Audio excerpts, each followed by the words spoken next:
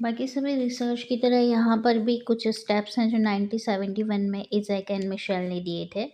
पहला स्टेप है determining the problem, not only finding out a problem but also need to determine analysis and finding the problem.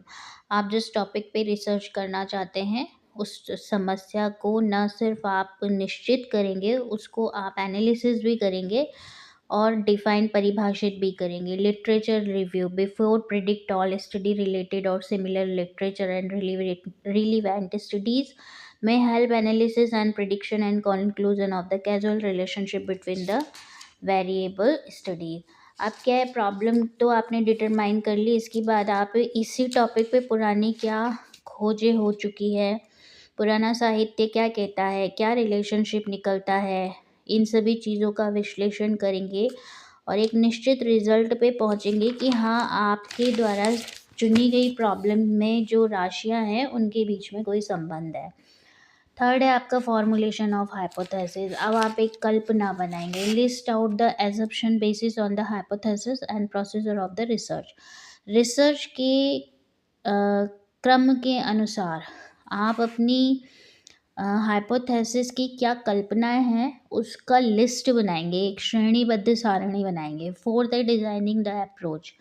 Select the sample, एक sample को select करेंगे जो आपकी study के criteria को पूरा फिट बैठता हो और आपको एक स्केल्स और इंस्ट्रूमेंट भी यूज़ करने हैं ताकि डेटा का कलेक्शन कर सकें। एक बार जब आपका डिज़ाइनिंग बन जाएगा, जब आप उसे फाइनल कर देंगे, उसके बाद अपना रिलेशनशिप निकालेंगे रिसर्च के द्वारा अपनी राशियों के बीच में।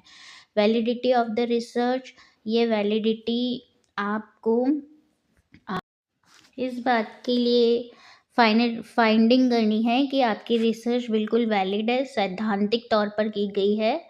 और 6 है इंटरप्रिटेशन ऑफ द कंक्लूजन। अब इन सभी प्रोसेस को फॉलो अप करते हुए आपने अपनी स्टडी का क्या निश्चित फाइनल परिणाम निकाला, वो इसका 6 पॉइंट है, interpretation of the conclusion. Actually 1992 में जैकब ने कुछ अलग स्टेप्स भी बताए। उसमें पहला है स्टेट द प्रॉब्लम। सबसे पहले आप अपनी प्रॉब्लम को ढूंढेंगे। Second, following this the determination of the group to investigation. फिर आप अपने एक ग्रुप को बनाएंगे, समूह को बनाएंगे, उसे निर्धारित कर लेंगे कि मुझे इसी ग्रुप के ऊपर अपनी रिसर्च करनी है। थर्ड है process of collection of data. फिर आप इसी ग्रुप से डेटा कलेक्ट करेंगे। लास्ट है interpretation of the finding and result. जैसे आपने अपने डेटा कलेक्ट करने के बाद क्या रिजल्ट आया आपकी रिसर्च का, वो लिखेंगे। Thank you so much. Like and share please.